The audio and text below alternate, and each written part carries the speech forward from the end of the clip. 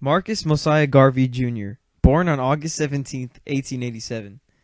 Garvey was born as the youngest of 11 children in St. Ann's Bay, Jamaica, to Marcus Mosiah Garvey, a mason, and Sarah Jane Richards, a domestic worker.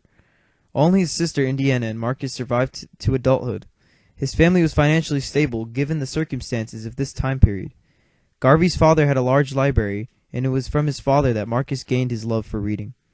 He also attended elementary schools in St. Ann's Bay during his youth. While attending these schools, Garvey first began to experience racism. When Marcus was younger, he used to be friends with his white neighbors and play with all of them all the time. However, when they reached their teenage years, they began to shun him. In 1910, Marcus left Jamaica and began traveling throughout the Central American region. His first stop was Costa Rica, where he had a maternal uncle. He lived in Costa Rica for several months, where he worked as a timekeeper on a banana plantation. He began work as editor in a daily newspaper called Le Nociale in 1911. Later that year, he moved to Colón, Panama, where he edited a bi-weekly newspaper before returning to Jamaica in 1912. After years of working in the Caribbean, Garvey left Jamaica to live in London from 1912 to 1914, where he attended Birkbeck College, taking classes in law and philosophy. He also worked for the African Times and Orient Review, published by Dusé Muhammad Ali, who was a considerable influence on the young man. Garvey sometimes spoke at Hyde Park Speaker's Corner. Garvey's philosophy was also influenced by African American leaders such as Booker T. Washington, Martin Delany, and Henry McNeill Turner. Garvey is said to have been influenced by the ideas of Dusé Muhammad Ali in his speeches, and his later organizing of the Universal Negro Improvement Association in Jamaica in 1914. Garvey was a Jamaican politician leader, publisher, journalist, entrepreneur, and orator who was a staunch proponent of the black nationalism and Pan-Africanism movements. He founded the Universal Negro Improvement Association and African Communities League. He founded the Black Star Line, part of the Back to Africa movement, which promoted the return of the Africa diaspora to their ancestral lands. Garvey was unique in advancing a Pan-African philosophy to inspire a global mass movement and economic empowerment focusing on Africa known as Garveyism.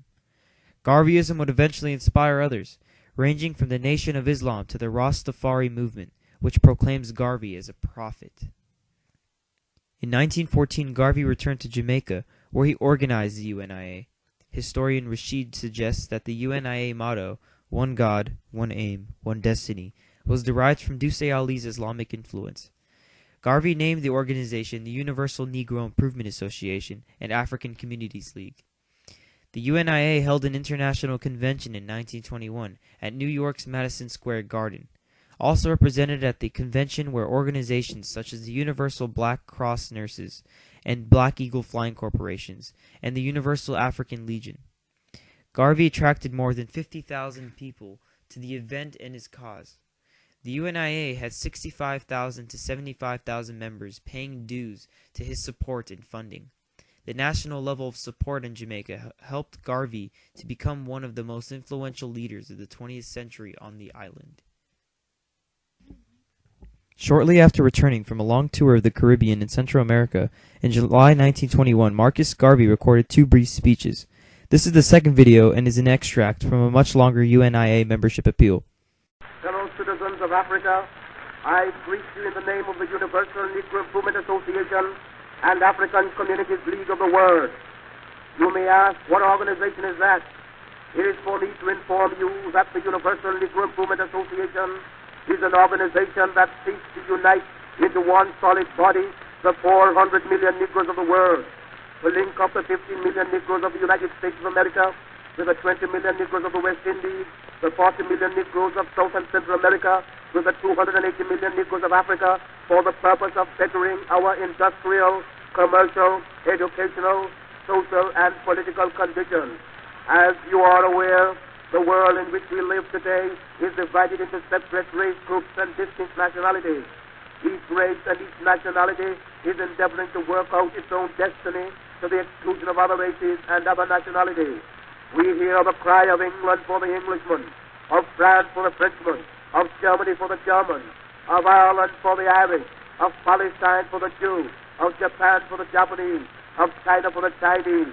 We of the Universal Negro Improvement Association are raising the cry of Africa for the Africans, those at home and those abroad. There are 400 million Africans in the world who have Negro blood coursing through their veins, and we believe that the time has come to unite these 400 million people for the one common purpose of bettering their condition. The great problem of the Negro for the last 500 years has been that of disunity. No one or no organization ever succeeded in uniting the Negro race. But within the last 4 years, the Universal Negro Improvement Association has worked wonders in bringing together in one fold 4 million organized Negroes who are scattered in all parts of the world, being in the 48 states of the American Union, all the West Indian Islands, and the countries of South and Central America and Africa. These 4 million people are working to convert the rest of the 400 million scattered all over the world, and it is for this purpose that we are asking you to join our ranks and to do the best you can to help us to bring about an emancipated race. If anything praiseworthy is to be done, it must be done through unity. And it is for that reason that the Universal Negro Improvement Association calls upon every Negro in the United States to rally to its standards. We want to unite the Negro race in this country. We want every Negro to work for one common object, that of building a nation of his own on the great continent of Africa. That all Negroes all over the world are working for the establishment of a government in Africa means that it will be realized in another few years.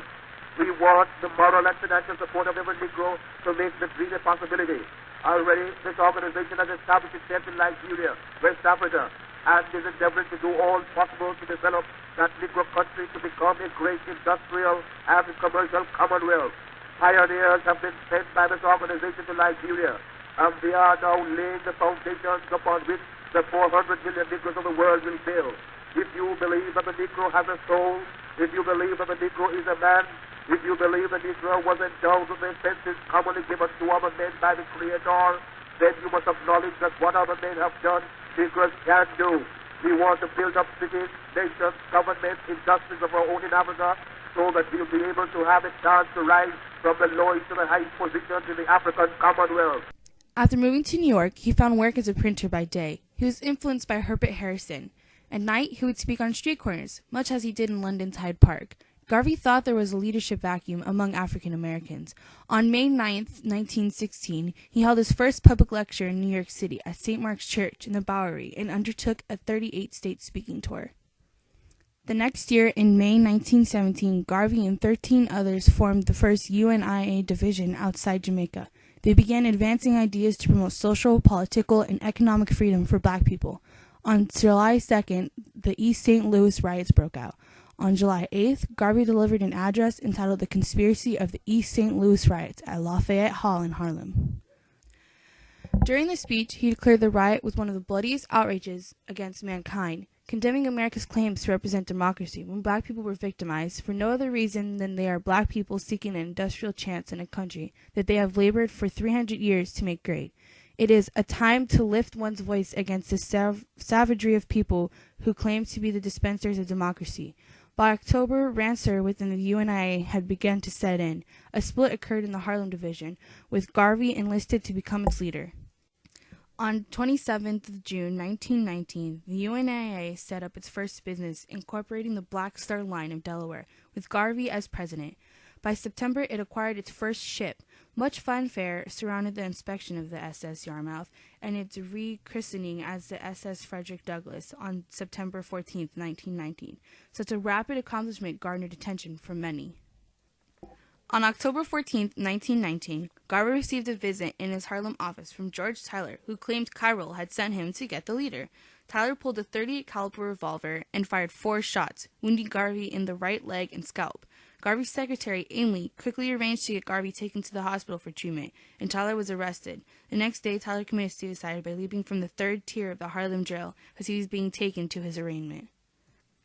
Over the next couple of years, Garvey's movement was able to attract an enormous number of followers.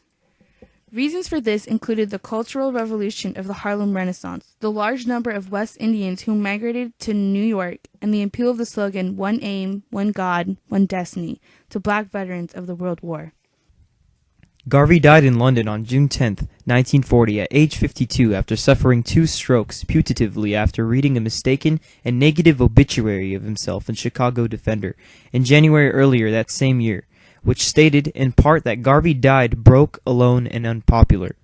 Due to travel restrictions during World War II, his body was interred, no burial mentioned, but preserved in a lead-lined coffin within the lower crypt in St. Mary's Catholic Cemetery in London near Kensal Green Cemetery.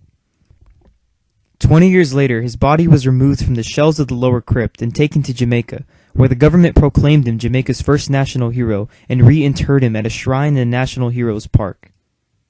That concludes our presentation. Thank you very much.